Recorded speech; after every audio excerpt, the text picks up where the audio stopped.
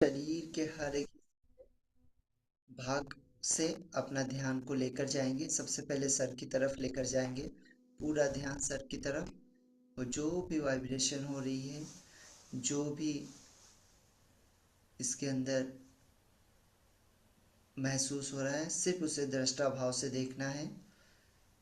धड़कन सी महसूस हो रही है, फटकन सी महसूस हो रही है, झुंझुनाहट सी महसूस हो रही है, क्या वाइब्रेशन हो रही है, इसे सिर्फ देखना है। पूरा ध्यान सर की तरफ। और जैसे ही इसमें कोई भी संवेदनाएं महसूस हो, कोई भी संवेदनाएं दिखे, हमको धीरे से आगे बढ़ जाना है। जैसी संवेदनाएं दिखे वैसे आगे बढ़ गए।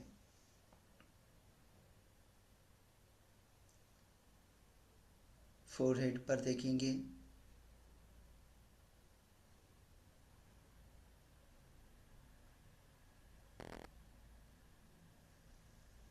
अपनी आँख को देखेंगे,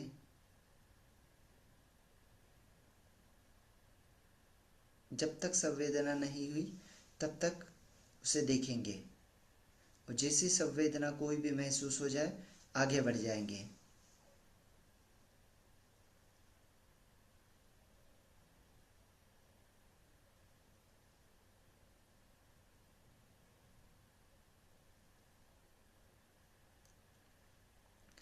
आँखों का निचला हिस्सा,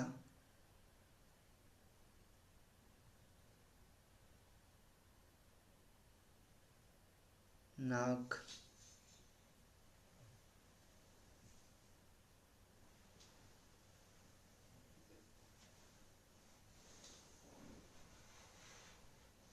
होठों के ऊपर ध्यान ले जाइए,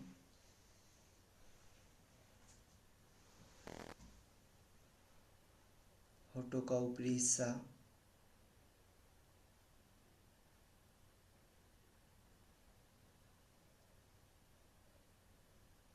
चिन के ऊपर ध्यान,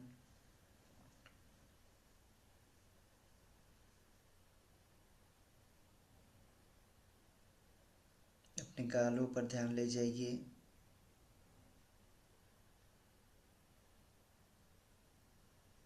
अपना ध्यान अपने कानों की तरफ ले जाइए।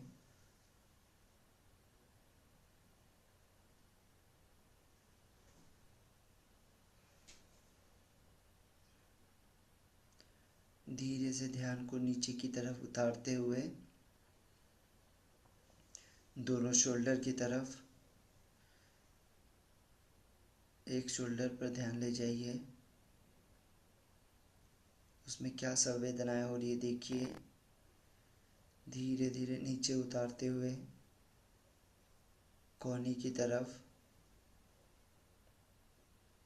फिर हाथ की तरफ, हाथ की उंगलियों की तरफ,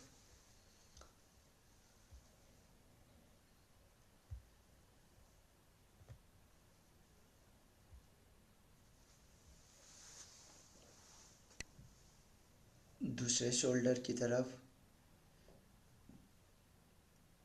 कोहनी की तरफ,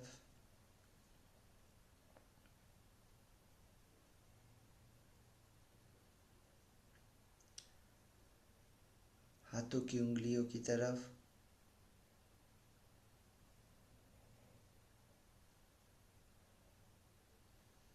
अपने ध्यान को अपने चेस्ट की तरफ ले जाइए। पूरे शरीर के अंग से, अंग प्रति अंग से अपने ध्यान को गुजारना है। और क्या संवेदनाएं हो रही है, सिर्फ उसे दृष्टा भाव से देखना है। धड़कन सी महसूस हो रही है, फड़कन सी महसूस हो रही है, गुलकन सी महसूस हो रही है, खुजलाहट सी महसूस हो रही है। कुछ महसूस नहीं हो रहा है तो थोड़ा सा रुक जाएंगे, उसको देखेंगे संवेदना को, उस जगह पर फोकस करके। और जैसे ही संवेदनाएं महसूस हो, धीरे से आगे बढ़ जाएंगे। चेस्ट की तरफ ध्यान ले जाइए,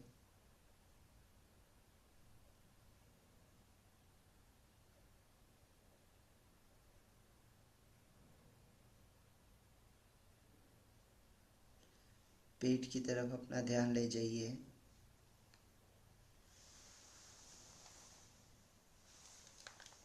अब अपने ध्यान को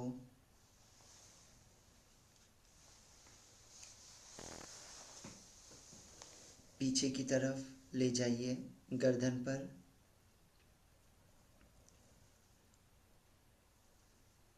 पीछे स्पाइनल पर,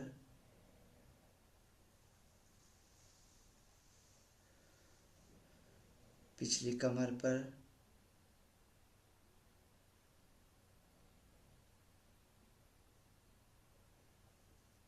पूरे पिछले हिस्से के ऊपर अपने ध्यान को ले जाइए, छोटे छोटे पार्ट के ऊपर।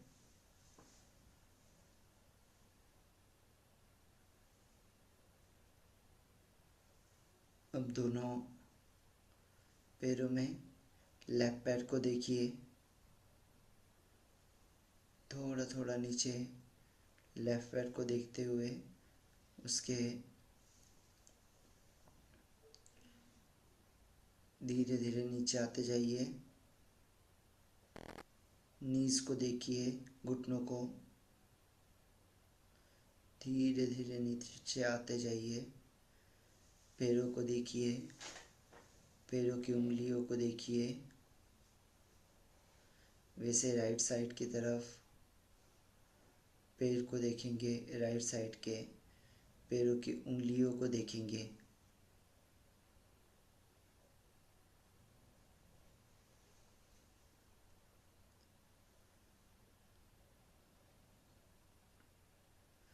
और धीरे से फिर नीचे से ऊपर की तरफ यात्रा करेंगे।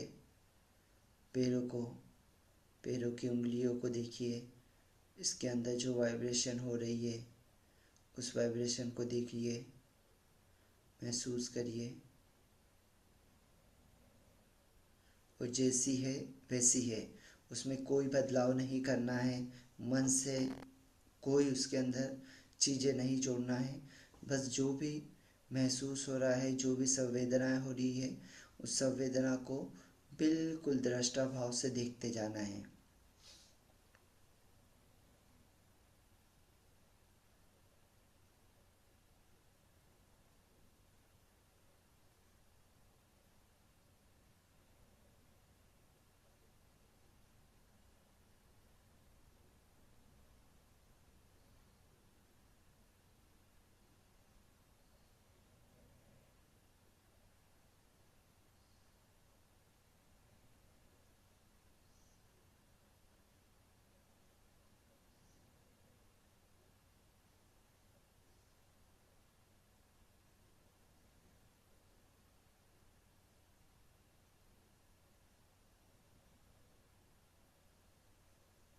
पूरा ध्यान अंग प्रत्यंग में से गुजारते हुए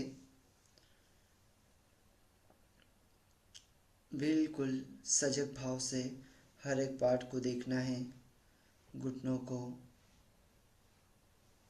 पिंडलियों को, पैरों की पिंडलियों को, पेट को, वापस धीरे से ऊपर आकर चेस्ट को, फिर पीछे की तरफ स्पाइनल को, कमर को, शोल्डर्स को। राइट शोल्डर्स को देखना है पहले। राइट शोल्डर्स में से अपना पूरा ध्यान गुजारना है। शोल्डर को, एल्बो को, दोनों हाथों की उंगलियों को, फिर लेफ्ट में लेफ्ट शोल्डर, कोहनी, हाथों की उंगलियां, गले पर, वैसे ही कान पर, लेफ्ट साइड के, राइट साइड के, मुंह, मुंह का निचला हिस्सा, उपला हिस्सा, ऊपरी हिस्से को देखेंगे। नाक को देखेंगे, आँखों को देखेंगे, आँखों के ऊपरी हिस्से को देखेंगे।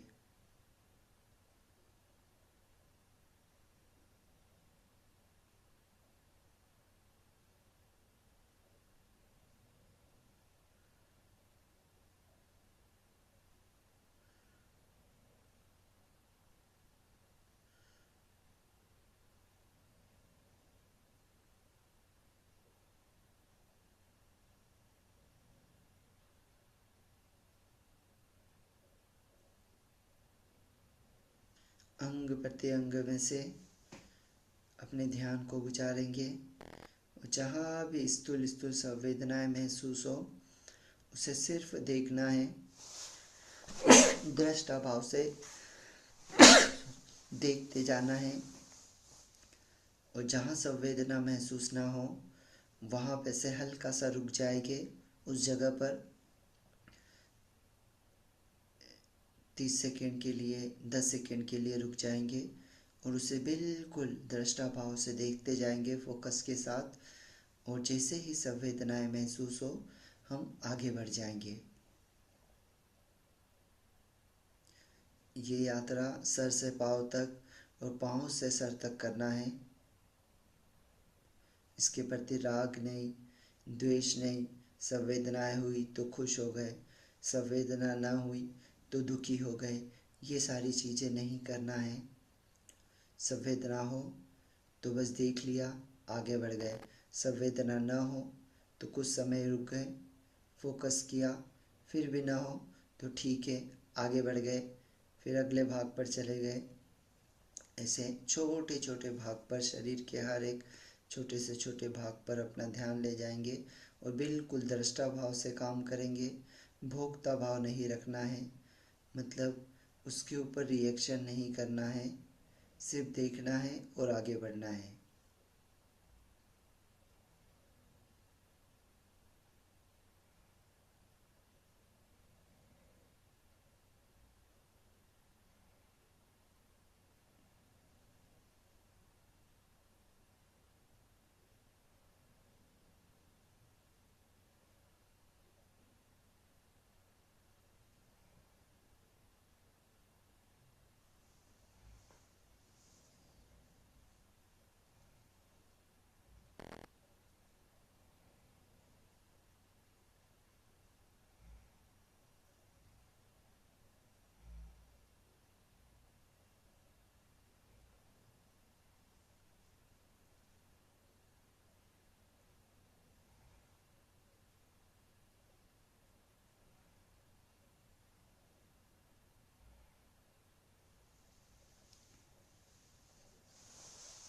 बिल्कुल अंग प्रत्यंग में से अपने भाग, शरीर के हर एक अंग में से अपने ध्यान को गुजारेंगे और हर एक भाग में क्या संवेदनाएं हो रही है उस संवेदना को बिल्कुल दृष्टा भाव से देखना है, भोक्ता भाव से नहीं, बिल्कुल दृष्टा भाव से देखना है।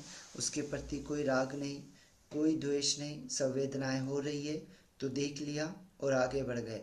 और अगर संवेदना ना हो तो हल्का सा 30 सेकंड के लिए रुक गए, देखा क्या संवेदना हो रही है, फिर आगे बढ़ गए। ऐसे शरीर के हर एक भाग से हर एक भाग में अपने ध्यान को ले जाना है, हर एक भाग में, और उसे देखना है कि क्या संवेदनाएं महसूस हो रही है।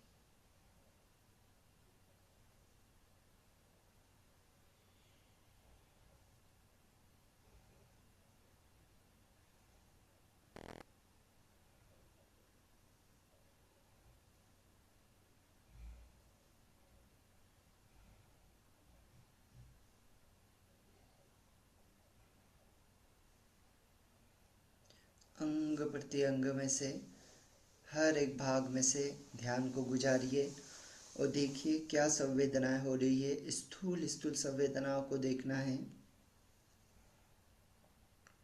सूक्ष्म से सूक्ष्म संवेदना को देखना है।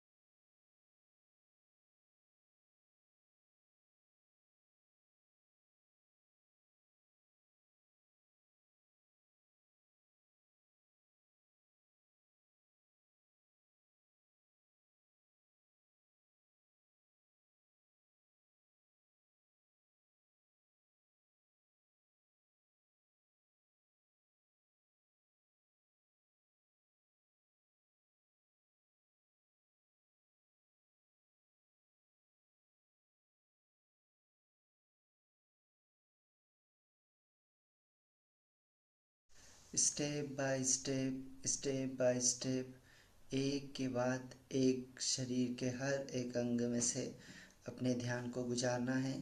बिल्कुल दृष्टा भाव से, सजग भाव से देखना है क्या वाइब्रेशन हो रही है, क्या इमोशंस जाग रहे हैं, सिर्फ देखना है और आगे बढ़ने जाना है। जो भी संवेदनाएं हो रही है सिर्फ उस संवेदना को देखना है और देखने के बाद जैसे ही महसूस हो आगे बढ़ जाइए। अगर नहीं हो तो 10 20 30 सेकंड के लिए रुकिए, उस भाग को देखिए, उस जगह पर देखिए और जैसे ही कोई भी संवेदनाएं महसूस हो फिर आगे बढ़ जाइए।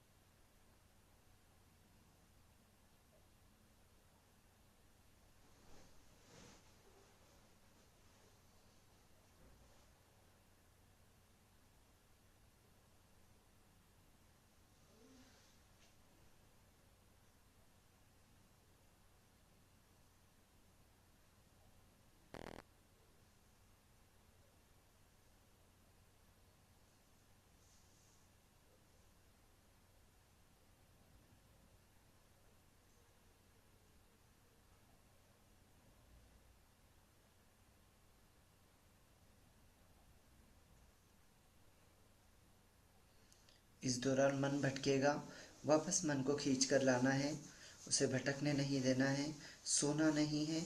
बिल्कुल कॉन्शियस के साथ, दृष्टा भाव के साथ शरीर के अंग प्रत्यंग में से अपने ध्यान को गुजारना है।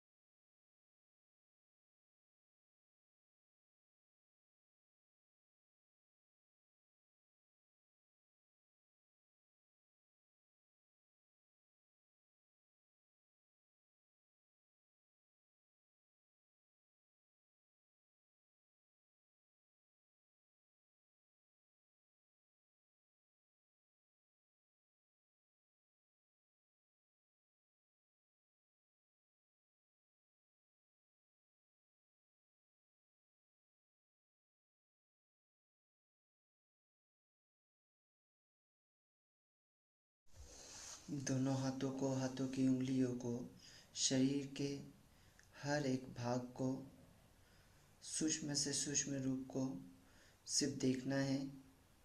जो भी वाइब्रेशन हो रही है, जैसे ही वाइब्रेशन महसूस हो जाए आगे बढ़ जाओ। कोई राग नहीं, कोई द्वेष नहीं। और अगर संवेदना महसूस ना हो तो उस जगह पर 1-2 मिनट, 1-2 सेकंड के लिए रुके और देखिए बिल्कुल दृष्टा भाव से।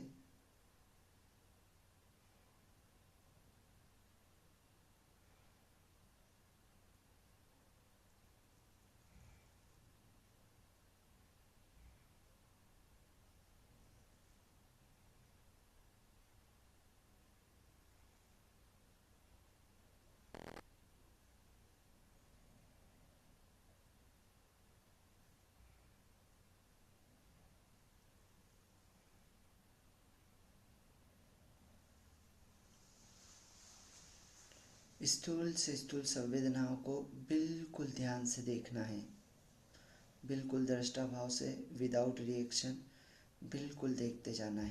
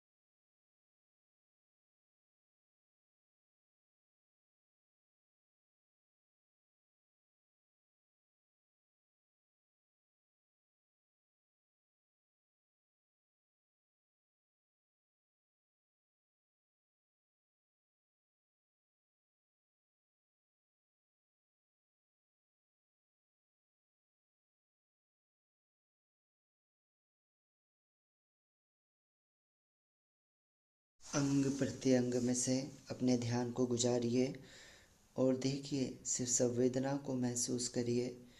जैसे संवेदनाएं महसूस हो गई, आगे बढ़ जाएंगे और जिस जगह पर संवेदना महसूस नहीं हुई उस जगह थोड़ा सा रुकेंगे, देखेंगे, फिर आगे बढ़ेंगे।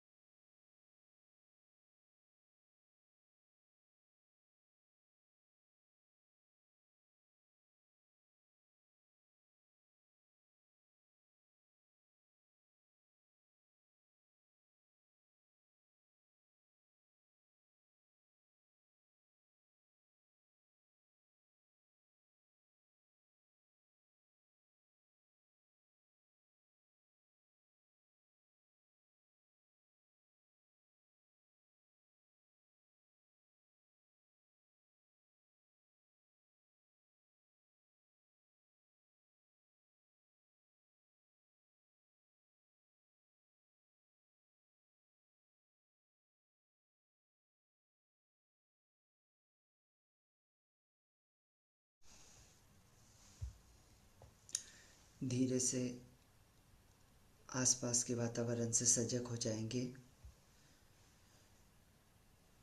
दोनों हाथों को जोड़कर ग्रेटिट्यूड देंगे।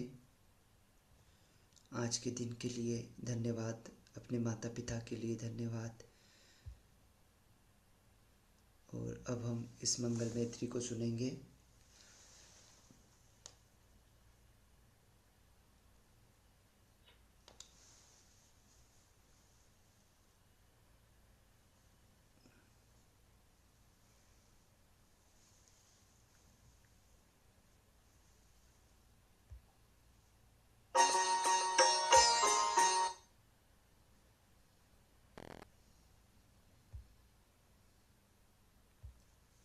धन्यवाद देते जाइए, ग्रेटिट्यूड देते जाइए अपने शरीर के लिए, जो धन आपको मिला है उस धन के लिए।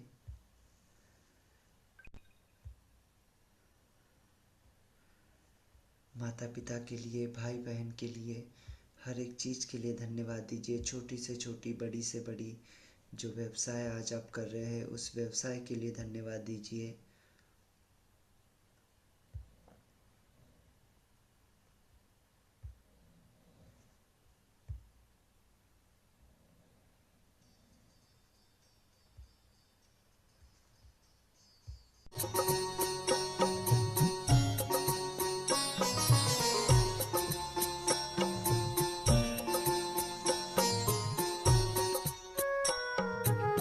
जन जन मंगल, जन जन मंगल, जन जन मंगल होय रे। तेरा मंगल मेरा मंगल, सबका मंगल होय रे, सबका मंगल होय रे। जन जन मंगल, जन जन मंगल, जन जन मंगल होय रे। तेरा मंगल मेरा मंगल, सबका मंगल होय रे, सबका मंगल होय रे। जन जन मंगल, जन जन मंगल, जन जन मंगल होय रे।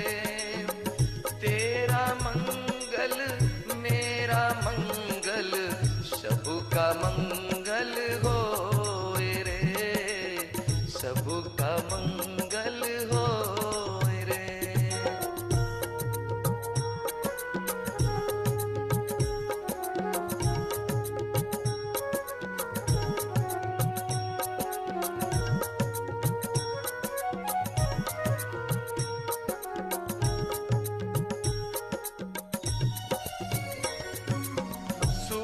धर्म सबके मन जागे, पाप पराजित होय रे।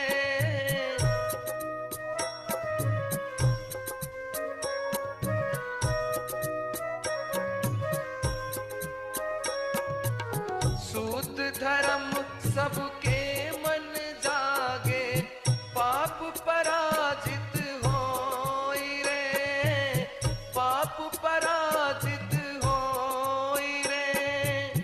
जो जो आए धर्म सीखने, उनका मंगल होय रे, उनका मंगल होय रे।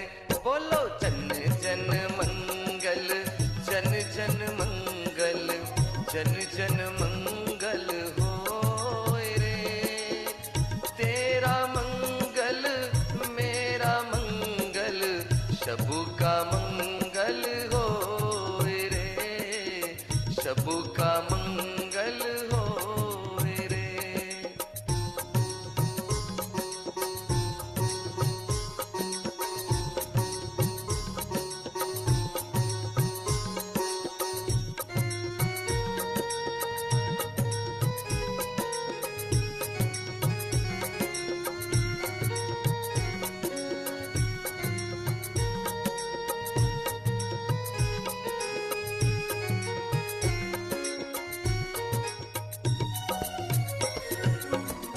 दसों दिशाओं के सब प्राणी मंगल लाभी होय रे।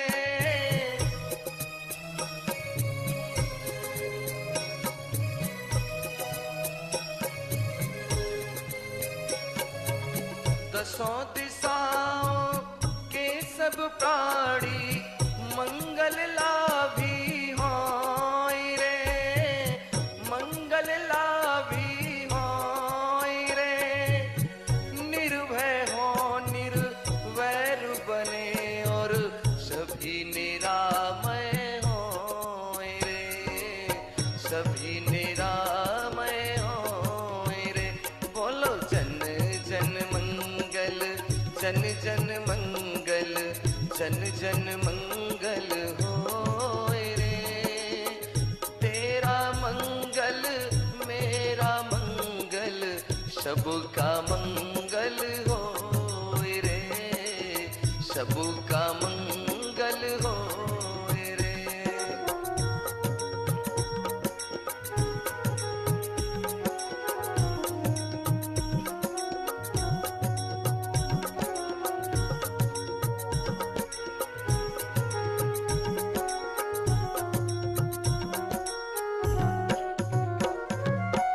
इस धरती के तर तृण तृण कण कण में धर्म समा जाए।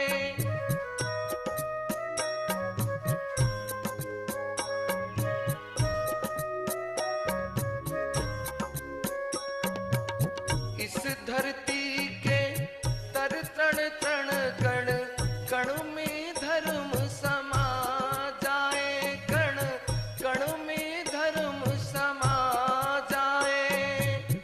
जो भी आए धर्म भूमि पर उनका दुखड़ा मिट जाए, उनका दुखड़ा मिट जाए। जन जन मंगल, जन जन मंगल, जन जन मंगल होय रे। तेरा मंगल मेरा मंगल, सबका मंगल होय रे, सबका मंगल होय रे।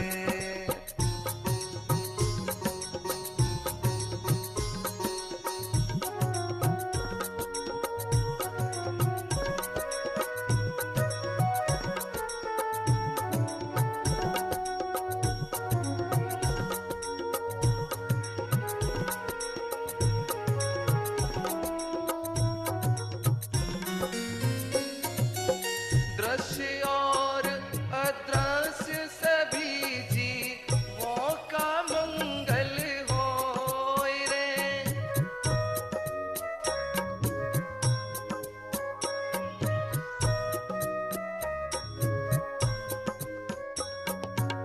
दृश्य और अदृश्य सभी जीवों का मंगल होय रे, जीवों का मंगल होय रे।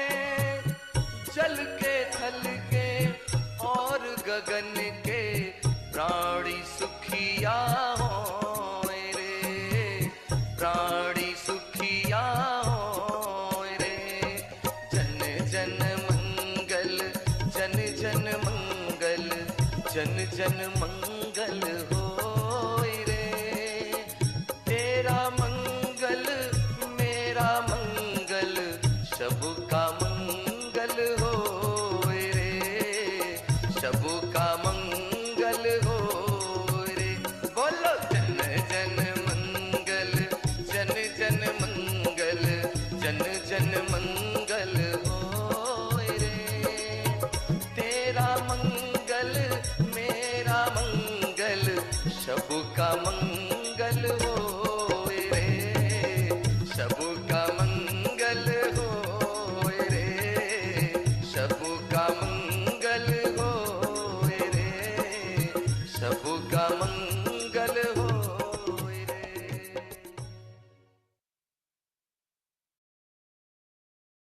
अब हम प्रवचन की तरफ आगे बढ़ेंगे।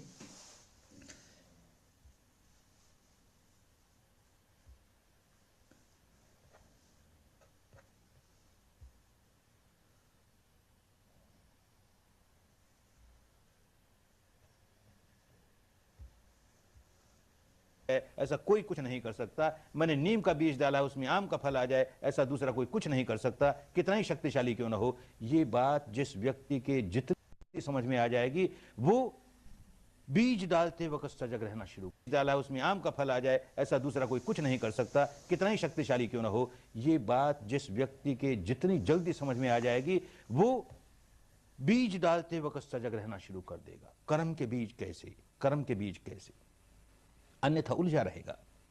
भगवान के जीवन काल की एक घटना, एक भाई आया भगवान के पास, रोए जाए रोए जाए। अरे क्या हो गया, रोए जाए, अरे हुआ क्या बता तो। महाराज कल मेरा बूढ़ा बाप मर गया। मर गया मर गया, रोने से तो वापस आने वाला नहीं, क्या मिलेगा रो। महाराज वो तो खूब समझता हूं नहीं आने वाला, पर क्या करूं। मैं तो आपके पास एक विनती लेकर आया, एक प्रार्थना लेकर आया। क्या क्या प्रार्थना लेकर आया। महाराज आप मेरे बाप के लिए कुछ कर दीजिए ना। अरे तेरे बाप के लिए मैं क्या कर दूं रे। महाराज करते हैं ना, बाकी सब लोग कर देते हैं। देखो छोटे छोटे पंडे पुजारी कोई कर्मकांड करते हैं, वहां दरवाजा खुल जाता है, स्वर्ग का दरवाजा खुल जाता है, एकदम एंट्री वीसा मिल जाता है। आप जैसे महापुरुष आप कोई कर्म कांड करवा देंगे तो एंट्री वीसा ही नहीं मिलेगा, परमानेंट स्टे मिल जाएगा, ग्रीन कार्ड मिल जाएगा। कुछ तो कीजिए महाराज हमारे बाप के लिए। देखा भगवान ने ये भावावेश में है, इसको 1000 समझाओ इसकी बुद्धि काम नहीं करेगी, कुछ नहीं समझेगा। तो उनके समझाने के अलग अलग तरीके होते थे। तो कहा जा भाई बाजार से 2 मट्टी की हंडिया ले आ। बड़ा खुश हुआ, भगवान को कर्म कांड कराए। 2 मट्टी की हंडिया ले आया, कहा एक में घी भर लिया, कहा दूसरे में कंकर पत्थर भर लिया। दोनों का मुंह बंद करके सील कर दिया, अच्छी तरह कर दिया। अब देखिए तालाब है ना, इसमें दोनों को रख। दोनों अपने वजन से नीचे चले गए, पैंदे में बैठ गए। अब कहा एक मोटा सा डंडा ला, मार दोनों को, तोड़ दे। बड़ा खुश हुआ, भगवान कैसा कर्मकांड कराते हैं। भारत तो भारत है, अतियों का देश है। ऐसी अतियां इस देश में है कि आदमी ऊंचा उठते उठते जगत का गुरु बन जाए, विश्व गुरु, लोक गुरु बन जाए, सम्यक संबुद्ध बन जाए, अरहंत बन जाए, सारा ज्ञान का दरवाजा उसके लिए खुल जाए। ये भारत की विशेषता है।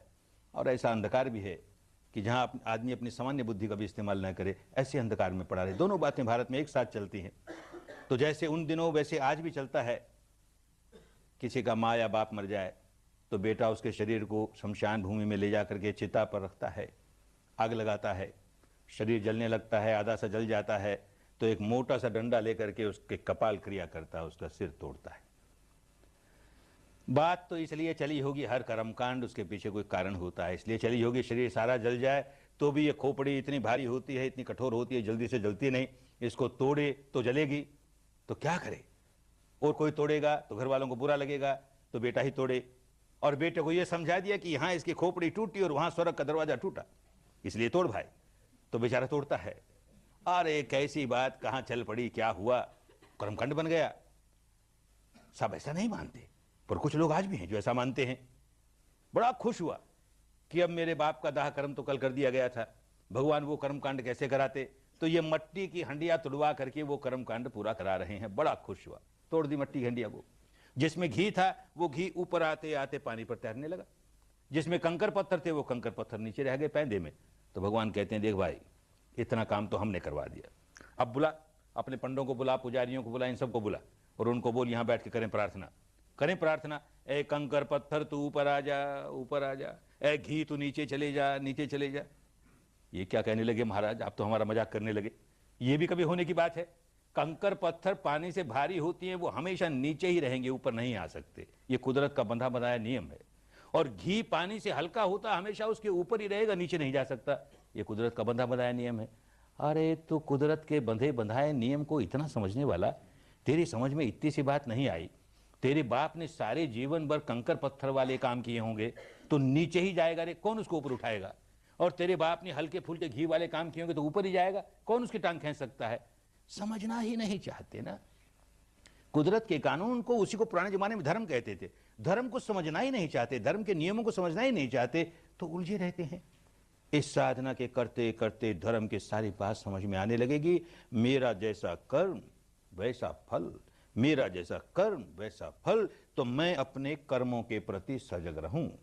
पीछे जो किए सो किए, अब तो कम से कम अपने कर्मों के प्रति सजग रहूं, ये सीखेगा। जब ये स्वीकार कर लेगा कि मुझको अपने कर्म के प्रति सजग रहना है, तो प्रश्न मन में आएगा कौन सा कर्म। कर्म तो 3 प्रकार के होते हैं, काया से भी कर्म होते हैं, वाणी से भी कर्म होते हैं, और मन से भी कर्म होते हैं। कौन सा कर्म। सामान्य लोगों की समझ में ये जो शरीर का कर्म है वो बहुत महत्वपूर्ण है। क्योंकि बड़ा प्रत्यक्ष है, बड़ा प्रभावशाली है। वाणी का कर्म उससे जरा हल्का, और मन का कर्म क्या कर्म, ऐसे मन में कोई बात आई नहीं आई। लेकिन जब भीतर सच्चाई को देखना शुरू करेगा तो बात समझ में आएगी कि ये जो मन का कर्म है यही प्रमुख है।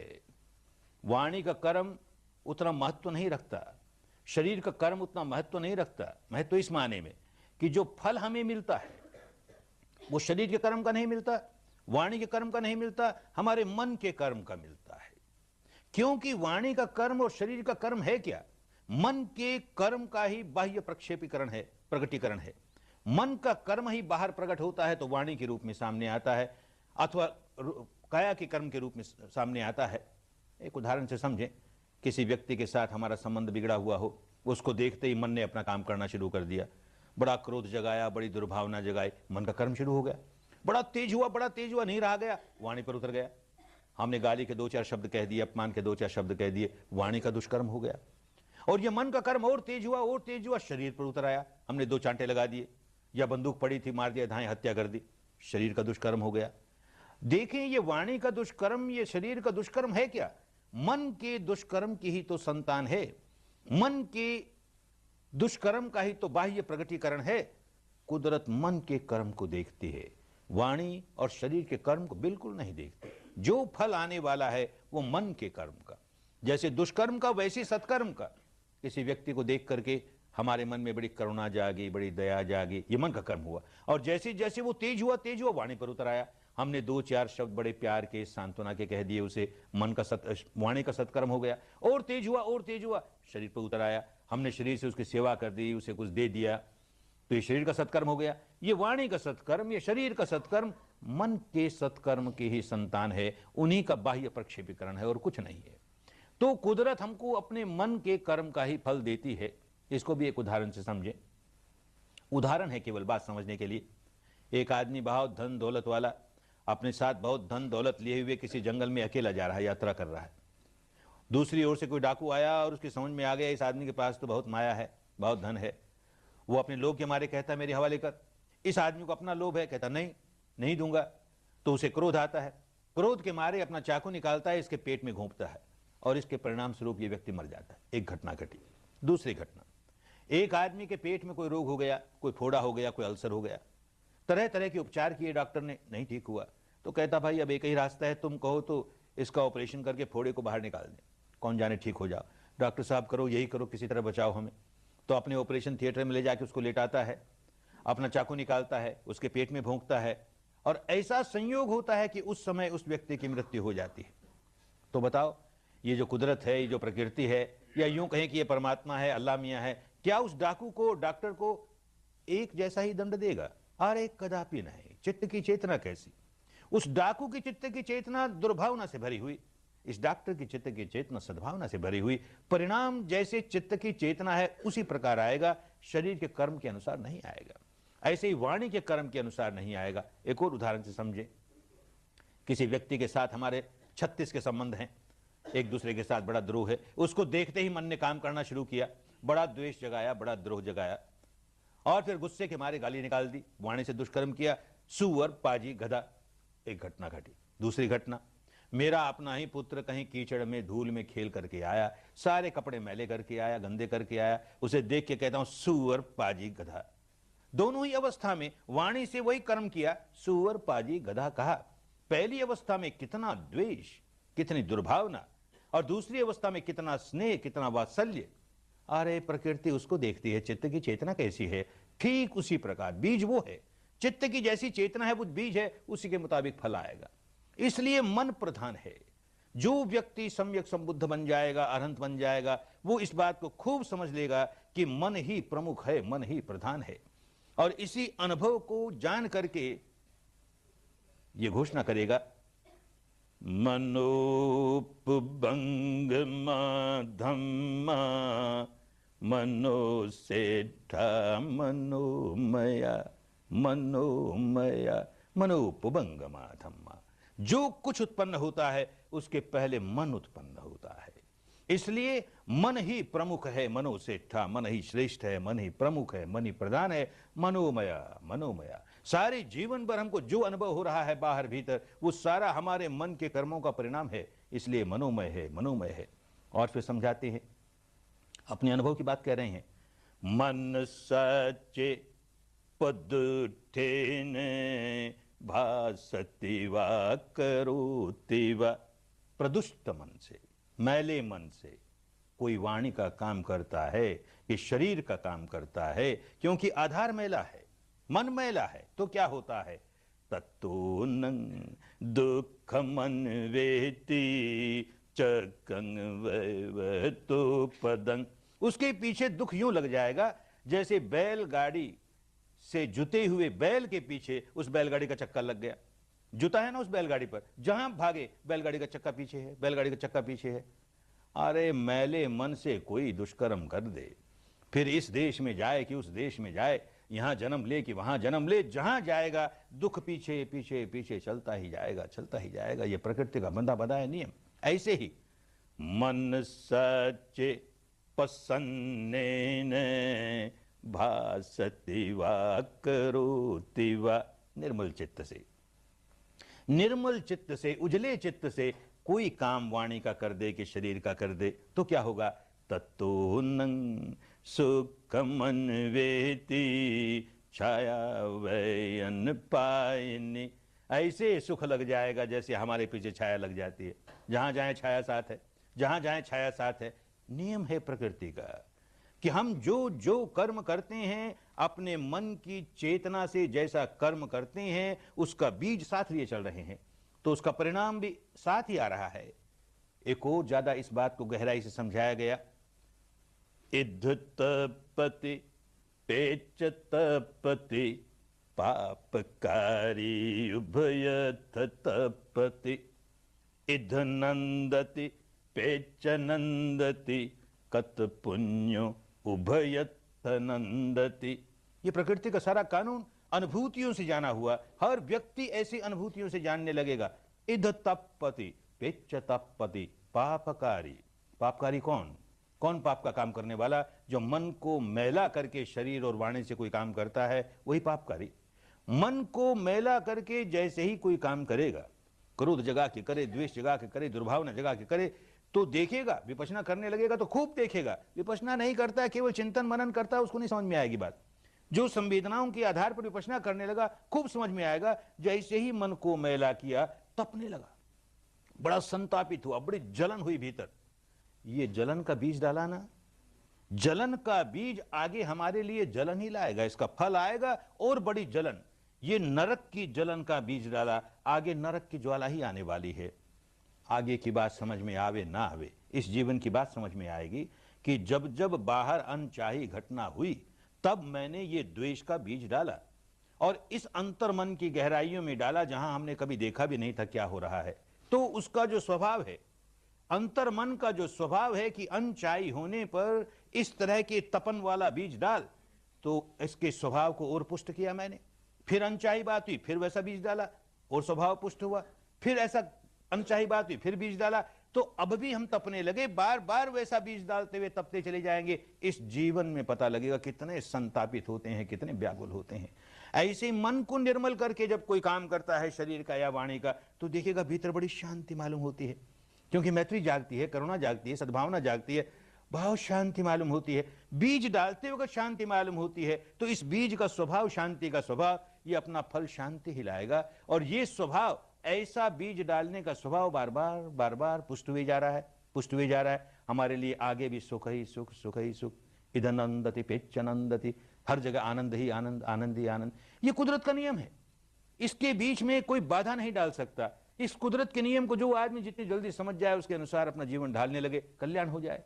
अपने मन के कर्मों पर जिसने पहरा लगा लिया, उसको शरीर के कर्मों पर पहरा लगाने की जरूरत नहीं, वाणी के कर्मों पर पहरा लगाने की जरूरत नहीं। इसका मतलब यह नहीं कहते कि शरीर से चाहे सो करो, वाणी से चाहे सो करो। मन पर पहरा लगा लिया तो अपने आप शरीर से कोई ऐसा काम नहीं होगा जो कि अपने लिए भी हानिकारक हो, औरों के लिए भी हानिकारक हो। मन पर पहरा लगा लिया तो वाणी से कोई ऐसा काम नहीं होगा जो अपने लिए हानिकारक हो, औरों के लिए हानिकारक हो, होगा ही नहीं। हमने जड़ों को सुधार लिया ना। जो व्यक्ति अपनी जड़ों को सुधार दिया, उसका सारा पेट ठीक हो गया, स्वस्थ हो गया। जिसकी जड़ें अभी रोगी है, उसका पेड़ रोगी ही रहेगा, कैसे नहीं रोगा होगा। इसलिए जड़ों को सुधारने के लिए हमारे मन की जड़ें शरीर की संवेदना के साथ जुड़ी हुई, रात दिन, जिसको हम अंतर्मन कहते हैं, वो रात दिन शरीर के संवेदनाओं के साथ जुड़ा है। उसे प्रिय लगता है तो राग पैदा करता है, आसक्ति पैदा करता है, अप्रिय लगता है द्वेष पैदा करता है। ये राग रंजित रहना, द्वेष दूषित रहना, राग रंजित रहना, ये उसका स्वभाव हो गया। हमें वो स्वभाव तोड़ना है, इसलिए सारा काम कर रहे हैं। मन पर कैसे पहरा लगाएं, मन के कर्मों पर कैसे पहरा लगाएं, यही नहीं जानते। मन क्या है, किस चिड़िया का नाम है, किताबें पढ़ी होंगी, प्रवचन सुने होंगे, अनुभव से कहां जाना। ये साधना ये काम करवाएगी। जब सांस को देखना का शुरू किया तो ऊपर ऊपर से तो यूं लगा शरीर की प्रक्रिया है, सांस का आना जाना, लेकिन सांस के सहारे सहारे मन के सारे प्रपंच समझ में आने लगे और आने लगेंगे आगे जाकर। ऐसे ही शरीर पर गर्मी है, सर्दी है, धड़कन है वगैरह, ये ऊपर ऊपर से यूं लगेगा ये तो शरीर का प्रपंच है, इसका मन से क्या संबंध। आगे बढ़ेंगे तो खूब मालूम होगा इसका मन से बहुत गहरा संबंध है और मन के विकारों से बहुत गहरा संबंध है, ऐसा खूब समझ में आने लगेगा। जो व्यक्ति सम्यक संबुद्ध होता है, इसी सच्चाई को अपनी ओर, ये शरीर और ये चित्त, अरे बाहर के आलंबनों को छोड़ो भाई, बाहर के आलंबनों से भीतर क्या होने लगा वो काम की बात, सुधारना इसको है। तो शरीर और चित्त का प्रपंच कैसे काम कर रहा है उसको देखते देखते देखते, ये जो भौतिक शरीर है उसका विभाजन विघटन विश्लेषण करते करते करते उस अवस्था पर पहुंच गया कि जहां नन्हे से नन्हा परमाणु उत्पन्न होता है, नष्ट होता है, उत्पन्न होता है, नष्ट होता है। ऐसे ही चित्त का, चित्त वृत्तियों का विघटन विश्लेषण करते करते करते उस अवस्था पर पहुंच गया जहां देखता है कि कोई 121 प्रकार के चित्त होते हैं, 52 प्रकार की चित्त वृत्तियां होती हैं। इस क्षण ये चित्त जागा, कौन सी चित्त वृत्ति के साथ जागा, ये चित्त जागा, कौन सी चित्त वृत्ति के साथ जागा, ऐसे टुकड़े कर करके देख लेगा, जैसे सारे परमाणुओं के टुकड़े कर करके देख लेगा। बहुत ऊंची अवस्था है, बहुत समय लगेगा अभी उसमें जाना भी नहीं चाहिए, उसके नाम भी गिनने नहीं चाहिए। 121 कौन है, 52 कौन है, क्या मिलेगा उसमें। कोई स्कूल की या कॉलेज की परीक्षा थोड़ी देनी है कि उसको याद कर लें और जवाब दे दे। आज हमको अनुभव करना है। अनुभव करने के लिए पहले मानस के 4 मोटे मोटे खंड, हमारी चेतना के 4 मोटे मोटे खंड जो कि हमारी अनुभूति पर उतरना शुरू हो जाएंगे, उनको तो समझें और उनको अनुभूति पर उतारें। क्या मोटे मोटे खंड है मानस के। एक मानस का मोटा खंड, जिसे उन दिनों की भाषा में विज्ञान कहते थे, आज तो विज्ञान साइंस को कहने लगे, उन दिनों की भाषा में विज्ञान माने कॉन्शियसनेस, माने मानस का वो हिस्सा जो जानने का काम करता है। ये हमारी 5 इंद्रियां हैं, आंख है, नाक है, कान है, जीभ है, त्वचा है, 5 के 5 निर्जीव हैं, कुछ काम नहीं कर सकते जब तक ये विज्ञान साथ न लग जाए। आंख का विज्ञान आंख के साथ लगेगा तो कुछ दिखेगा, कान का विज्ञान कान के साथ लगेगा तो कुछ सुनेगा, नाक का विज्ञान नाक के साथ लगेगा तो कुछ सूंघेगा, जीभ का विज्ञान जीभ के साथ लगेगा तो कुछ चखेगा, त्वचा का विज्ञान त्वचा के साथ लगेगा तो कुछ स्पर्श महसूस होगा। तो ये विज्ञान जो जानने का काम करता है, मानो कान में आवाज आई तो ये इतना ही जानेगा, कुछ खटपट हुआ कान पर, कोई आवाज आई, इतने में मानस का दूसरा खंड, दूसरा हिस्सा अपना सिर उठाएगा। उन दिनों की भाषा में उसे संज्ञा कहा, इंटेलेक्ट कहें, बुद्धि कहें, उसका काम पहचानना है। अब तक के जितने अनुभव हैं, अब तक की जो याददाश्त है उसके पास, उसके बल पर पहचानता है ये शब्द तो आया, कैसा शब्द है, गाली का है, प्रशंसा का है, यूं पहचानता है उसे। और पहचान के नहीं रह जाता, मूल्यांकन करता है, गाली का है बहुत बुरा है, प्रशंसा का है बहुत अच्छा है, ऐसे ही रूप आया तो अच्छा है बुरा है, गंध आई अच्छी है बुरी है, रस आया अच्छा है बुरा है, स्पर्श हुआ अच्छा है बुरा है। और एक इंद्रिय और है, मन की भी अपनी इंद्रिय है, उसमें चिंतन चलता है, तो चिंतन आया वो अच्छा है बुरा है, अच्छा है बुरा है, यूं मूल्यांकन करता है, पहचानता है, मूल्यांकन करता है। इतने में मानस का तीसरा खंड अपना सिर उठाएगा। उसे उन दिनों की भाषा में वेदना कहा, आज हम संवेदना कहते हैं। मानो शरीर के स्तर पर कोई घटना घटी, शब्द आया, कान पर लगा, तो उसी वक्त वेदना जागी, सारे शरीर में एक प्रकंप हुआ, जैसे कांसे के बर्तन को छेड़ दिया, सारा बर्तन झंझनाने लगा, सारा शरीर झंझनाने लगा उसी समय। लेकिन जैसे ही संज्ञा ने कह दिया कि ये शब्द तो गाली का है रे, बहुत बुरा है, तो देखेगा वो जो झंझनाहट हुई सारे शरीर में, ये अवस्था आगे जाकर देरी से आएगी, लेकिन ऐसा होने वाला है। अभी इतना तो समझ में आ जाएगा कि जैसे ही कहा गाली है, तो ये जो संवेदना शरीर में जागी थी बड़ी दुखद हो जाएगी, बदल जाएगी, बड़ी दुखद। किसी ने गाली दी, लगेगा यूं गाली देने से मेरे मन को दुख हुआ, ये सही है, पर तेरे मन को दुख तब हुआ जबकि शरीर में एक दुखद संवेदना जागी। तू इस शरीर की दुखद संवेदना को जानता ही नहीं और कहता मेरे मन में दुख हुआ, मेरे मन में दुख हुआ, इसलिए द्वेष करता हूं, इसलिए द्वेष करता हूं। कहां सुधारेगा अपने को, ऊपर ऊपर सुधार के रह जाएगा ना, जड़ों तक कैसे सुधारेगा। तो जो शरीर में अनुभूति हुई, दुखद हुई, तो ये वेदना ने काम किया अपना, दुखद हुई। प्रशंसा की तो शरीर में अनुभूति हुई, बड़ी सुखद हुई। ये जो तरंगें सुखद चली कि दुखद चली, ये उस तीसरे हिस्से का काम, वेदना का। इतने में मानस का चौथा हिस्सा अपना काम करना शुरू करता है। उसे भारत की पुरानी भाषा में कहा संस्कार। संस्कार, उसका काम प्रतिक्रिया करना।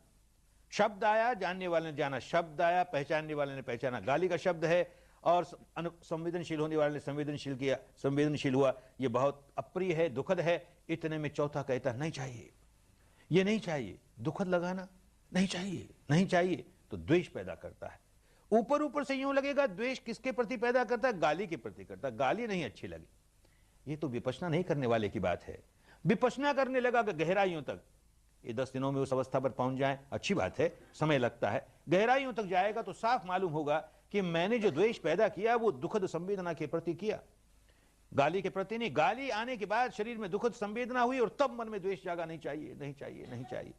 ऐसे ही प्रशंसा हुई और उसकी वजह से जो उसका मूल्यांकन हुआ कि बहुत अच्छा है और एक सुखद संवेदना हुई, तब राग जागा, चाहिए चाहिए चाहिए करने लगा मन। इन संवेदनाओं को जाने बिना हम कैसे जानेंगे कि हमने कर्म संस्कार कहां बनाया? हमारा हर कर्म संस्कार संवेदनाओं के आधार पर होता है। इसलिए ये साधना कर रहे हैं कि हम अपने शरीर की संवेदनाओं को बराबर जानते रहें और हम क्या प्रतिक्रिया कर रहे हैं, कैसा कर्म संस्कार बना रहे हैं, राग का बना रहे हैं, द्वेष का बना रहे हैं, राग का बना रहे हैं, उसके प्रति सजग रहें। सजग रहेंगे तो स्वभाव पलटना शुरू हो जाएगा। हम जाने ही नहीं कहां बना। सांप ने कब बांबी में से मुंह निकाला हमें पता नहीं, बाहर निकलाया, फण उठा दिया, तब हम देखते हैं सांप है, तो खतरनाक हो गया। तो कहां राग जागा वहां हमको होश ही नहीं, वो हमारे सिर पर चढ़ गया, तब हम देखते हैं कि देखिए राग जागा। द्वेष कहां जागा पता ही नहीं, सिर पर चढ़ गया तब होश आया कि देख द्वेष जागा। हम अपना सुधार नहीं कर सकते, जड़ों तक सुधार नहीं कर सकते। इसलिए ये जो संस्कार है यही कर्म है, यही कर्म का बीज है। जो विज्ञान है, जानने का काम करता है, वो कोई कर्म का बीज नहीं है, उसका कोई फल नहीं आता। ये जो संज्ञा है, पहचानने का काम करती है, मूल्यांकन करने का काम करती है, ये कोई बीज नहीं है, इसका कोई फल नहीं आता। ये जो वेदना है, अनुभूति है, सुखद या दुखद, ये कोई बीज नहीं है, इसका फल नहीं आता है। ये जो संस्कार है, संवेदना आई, सुखद आई और हमने राग का संस्कार बनाया, दुखद आई हमने द्वेष का संस्कार बनाया, वो बीज है और वो फल देगा। हमारे मानस के स्वभाव को, राग वाले स्वभाव को दृढ़ करने वाला ये संस्कार है, द्वेष वाले स्वभाव को दृढ़ करने वाला ये संस्कार है। और इस स्वभाव को पलटने का काम यहां पहुंचकर ही हो सकता है, ये बात समझनी चाहिए। संस्कार यस एवरीवन, बाकी का हम कल देखेंगे। जैसे अभी अगर आप लोगों के कुछ क्वेश्चन हो तो आप लोग मुझसे पूछ सकते हैं, क्योंकि कल से अब हमारा अधिष्ठान शुरू होगा एवरीवन। तो अधिष्ठान के बारे में मैं थोड़ा सा बता दूँ आप लोगों को कि अभी आज हमने जो भी किया, पूरे शरीर को देखा है ना, शरीर के हर एक भाग को, आँख के ऊपर, यहाँ पर बस देखा कि क्या संवेदनाएं हो रही है, और जो भी संवेदनाएं हो रही है उसको देखा और आगे बढ़ गए। फिर कहीं पर कोई संवेदना हुई, फिर आगे बढ़ गए। मतलब स्टेप बाय स्टेप एक एक जगह पर हम नीचे उतर रहे हैं, है ना। ऐसे देखेंगे तो पूरे शरीर में हो रही है, लेकिन उससे क्या होगा, हमारा शरीर जो मन है वो भागेगा। हमको मेन मन को कंट्रोल करना है, और मन को कंट्रोल करना है तो हमको पहले देखना है कि शरीर में कहाँ पर संवेदनाएं हो रही है। तो हम स्टेप बाय स्टेप नीचे उतरे। अब कल से हमारा अधिष्ठान शुरू होगा। अधिष्ठान में क्या होता है, जैसा कि मैंने पहले भी बताया, आपको इस 1 घंटे का जो मेडिटेशन होगा, इस 1 घंटे के दौरान जो संवेदना हम देखेंगे उसे आपको बिल्कुल कंठस्थ भाव से और बिना आँखों को हिलाए, बिना आँखों को खोले, बिना हाथों को हिलाए, बिना पैरों को हिलाए, बिल्कुल समाधि में व्यक्ति होता है ना, बिल्कुल समाधि के इसमें बैठ जाता है, उसका शरीर का कोई भाग नहीं हिलता है। तो उसी तरीके से आपको बैठना है। जो भी कंफर्टेबल अवस्था हो उस अवस्था में बैठ सकते हैं, चेयर पर बैठ सकते हैं, नीचे बैठ सकते हैं, लेकिन ये अपने अंदर कंठस्थ भाव करना है कि इस 1 घंटे के दौरान मैं ना ही हाथ हिलाऊंगा, ना ही पैर हिलाऊंगा, ना ही आंखों को खोलूंगा। ये 1 घंटा बिल्कुल कंठस्थ भाव से मुझे देखना है अपने शरीर को, क्योंकि ये जो अवस्था है ये वो अवस्था है जिस अवस्था ने गौतम बुद्धा जी को बुद्ध बनाया था, गौतम जी को बुद्ध बनाया था। और यही अवस्था है जिनके कारण उनको अलाइटमेंट प्राप्त हुआ था, ये डेडिकेशन के कारण। क्योंकि जैसे ही उनको पता चला कि वो बुद्धत्व के निकट है तो उन्होंने ये अधिष्ठान करना शुरू किया कि अब तो मैं, जब तक मुझे बुद्धत्व नहीं प्राप्त हो जाएगा तब तक मैं अपने हाथों को, पैरों को, आँखों को खोलूँगा नहीं और ना ही हिलाऊंगा। एकदम स्टेच्यू की तरह, मूर्ति की तरह बैठूंगा जब तक मुझे बुद्धत्व नहीं प्राप्त हो जाता। तो हमें एटलीस्ट 1 घंटा तो ज़रूर बैठना है, और इस 1 घंटे के दौरान आपको बहुत ही अलग तरीके के अनुभव, बहुत ही अलग तरीके का एक्सपीरियंस मिलेगा। यस एवरीवन, अभी किसी का कुछ क्वेश्चन है पूछ सकते हैं, या फिर हम एंड करेंगे। अनम्यूट कर सकते हैं जिस किसी का भी कुछ क्वेश्चन हो, पूछना हो। यस, अनम्यूट कर सकते हैं आप लोग। है किसी का क्वेश्चन, या एंड करें हम? चलिए, तो एंड करते हैं यहाँ पे मीटिंग को। चलिए, thank you everyone, thank you so much.